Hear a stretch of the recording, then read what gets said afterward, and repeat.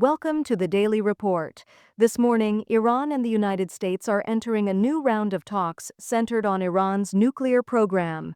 The meetings are taking place in Rome and follow a previous set of negotiations held last week in Oman, which, according to officials, were productive. In today's session, mediators are facilitating indirect talks between U.S. Special Envoy Steve Witkoff and Iran's Foreign Minister Abbas Araghchi. Although Vice President Vance is also in Italy, he is not participating in the discussions. The Trump administration continues its efforts to curb Iran's nuclear ambitions. Recent assessments from the UN indicate that Iran has accelerated its uranium enrichment, nearing levels that could enable the country to develop a nuclear weapon. Both the United States and Israel have stressed that such a development cannot be permitted. President Trump has issued a warning, threatening military action if a deal is not secured within the 2-month deadline he announced back in March.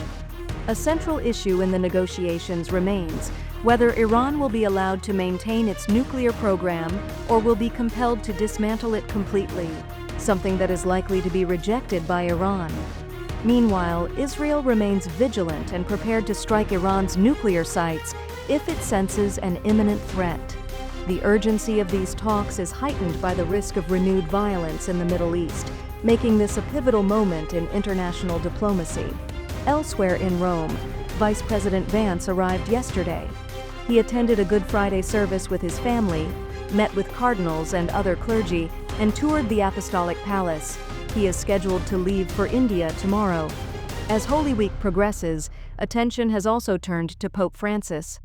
After a recent hospital stay for pneumonia, many are watching closely to see if he will make any public appearances. Large crowds of the faithful have gathered at the Vatican, hopeful for a blessing from the Pope on Easter Sunday. Please like and subscribe.